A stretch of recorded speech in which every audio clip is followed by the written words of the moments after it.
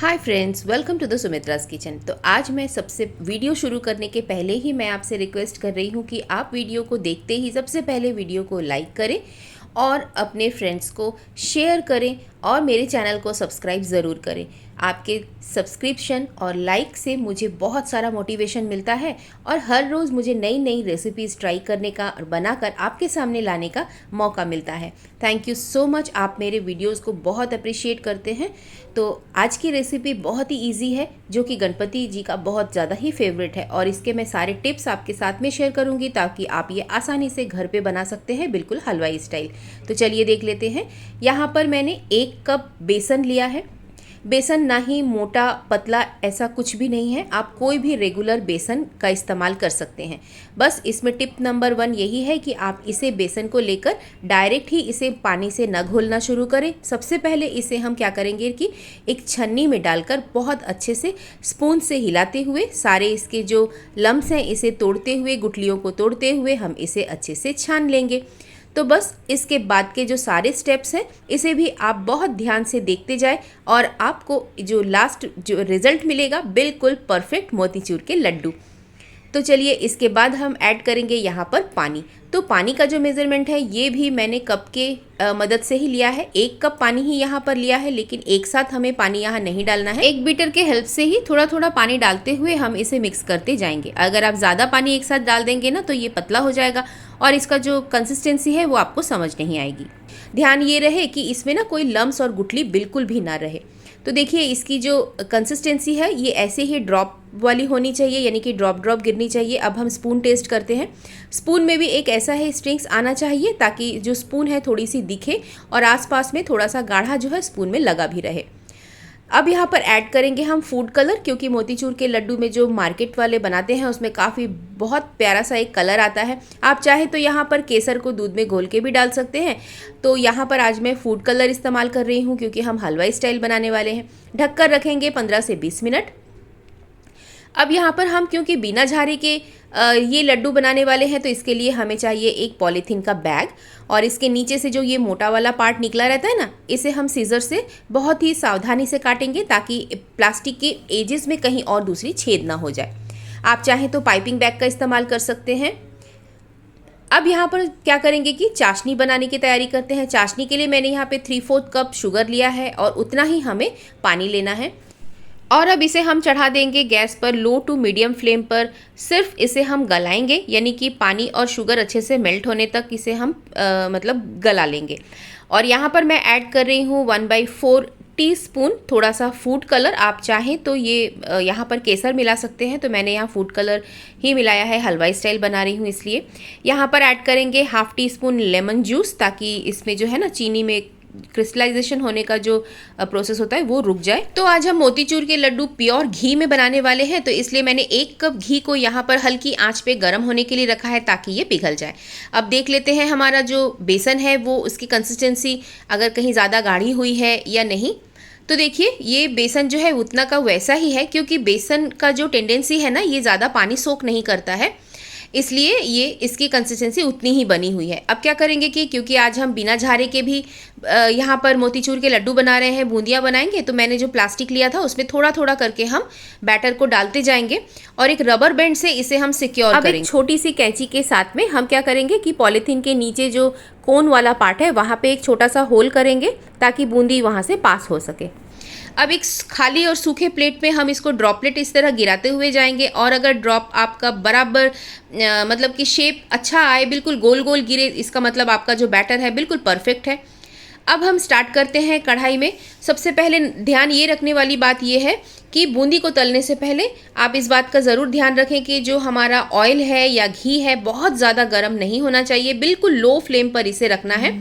और दूसरी बात ये है कि जब हम बूंदी को गिराएंगे ना ऊपर से, तो एक ही मतलब कि बूंदी को बिल्कुल कढ़ाई के सेंटर में रखेंगे और ड्रॉप ड्रॉप करके हम इसे गिराते जाएंगे। बहुत ज़्यादा हाथ से प्रेशर भी नहीं डालेंगे ताकि एक साथ ये गिर जाने से क्या होगा ना कि इसमें शेप बिगड़ जाएगा और बूंदी का जो शेप है वो अच्छा नहीं आएगा। तो देखिए यहाँ पर मैं बहुत ही धीरे धीरे एक बिल्कुल तार की तरह, धागे की तार की तरह मैं यहाँ पर डाल रही हूँ और सारी बूंदियाँ एक ही शेप और साइज़ में बन रही है।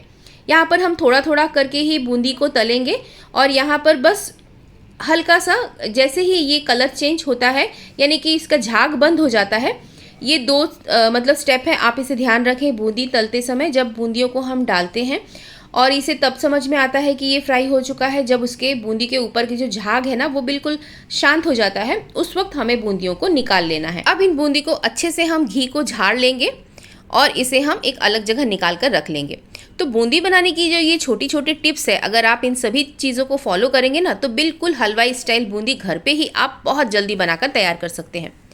तो देखिए यहाँ पर मैं वापस फिर से दूसरी बार बना रही हूँ और मेरा जो मैंने पॉलीथीन को पकड़ा हुआ है वो बिल्कुल कढ़ाई के सेंटर में ही मैंने रखा है। मैं यहाँ पे जिगजैग करके पॉलीथीन घुमा नहीं रही हूँ। और अगर आप इस तरह से बनाते हैं ना जिगजैग घुमाते हुए, तो आपकी जो बूंदी है उसकी पूंछ निकल आती है और इसलिए ही बूंदी लंबी लंबी बनती है। तो ये कुछ छोटे छोटे टिप्स हैं, इसका ध्यान ज़रूर रखें बूंदी बनाते समय, तो बिल्कुल परफेक्ट हलवाई की तरह ही बूंदी बनकर तैयार होगा। तो यहाँ पर मैंने दूसरी बार भी बूंदी देखिए तल लिया है और उस वक्त भी सारी जो बूंदी का शेप है और साइज़ है बिल्कुल एक तरीके का है। और काफ़ी छोटी छोटी मैंने यहाँ पर थोड़ा सा प्रेस करते हुए मतलब बूंदियों को निकाला था, तो थोड़ी छोटी छोटी और हल्की सी बड़ी बूंदियाँ भी निकली है। तो बस अब हम इसे झारे में फिर से इसी तरह निकाल लेंगे, घी को झाड़ कर हम अलग जगह रख देंगे। बूंदी बनाना मतलब कि बहुत ज़्यादा थोड़ा सा मतलब ऐसा लगता है कि ये मुश्किल है, लेकिन कुछ छोटे छोटे ट्रिक्स हैं। जैसे मैं भी शुरू में जब मैं भी एक दो बार बनाई थी ना, तो मेरा भी बूंदी बहुत ज़्यादा ख़राब हो गया था, ज़्यादातर वो पूंछ ही निकल आता था। पर आप देख रहे हैं जितनी बार मैं आपको दिखा रही हूँ बूंदी को तलते हुए, इसमें एक भी पूंछ वगैरह नहीं निकल रहा है। और बूंदी बनाने में मज़ा तभी आता है घर में जब बिल्कुल गोल हो और बूंदी न चपटे। तो बूंदी नहीं चपटने का कारण भी यही है कि अगर आपका फ्लेम जो है गैस का वो भी अगर बहुत ज़्यादा हाई हुआ तो भी बूंदी चपटी हो जाती है।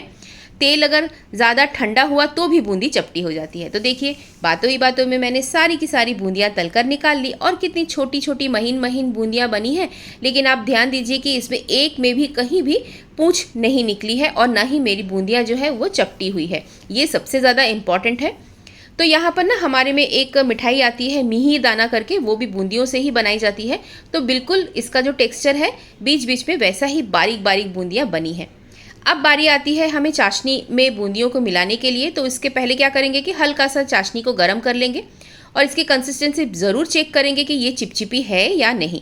अगर नहीं है तो एक बार फिर से आप इसे चिपचिपी कर लें।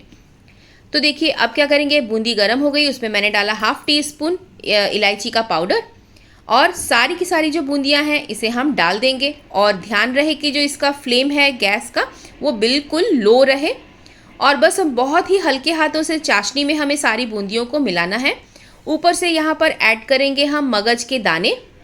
सभी मगज के दानों को हम बहुत अच्छे से मिला देंगे और देखिए तुरंत ही 2 से 3 मिनट के अंदर ही ये जो बूंदियाँ है ना सारी चाशनी को सोख कर लेता है, यानी कि रस को पी जाता है और बूंदियाँ एक 5 से 10 मिनट के अंदर ही बिल्कुल फूल कर मोटी हो जाती है। मतलब अगर आपकी जो बूंदियाँ हैं फूल गई है तो आपको तभी समझ में आएगा जब ये सारी जो चाशनी है ना वो आपके बर्तन से गायब हो जाएगी। तो यहाँ पर हमारी जो बूंदियाँ हैं सारा रस पी गई है, देखिए कितनी सूखी हो गई है। इसका मतलब है कि बूंदियों में चाशनी जो बहुत अच्छे से एब्जॉर्ब कर लिया है और बहुत ही खुशबूदार इलायची की खुशबू आ रही है।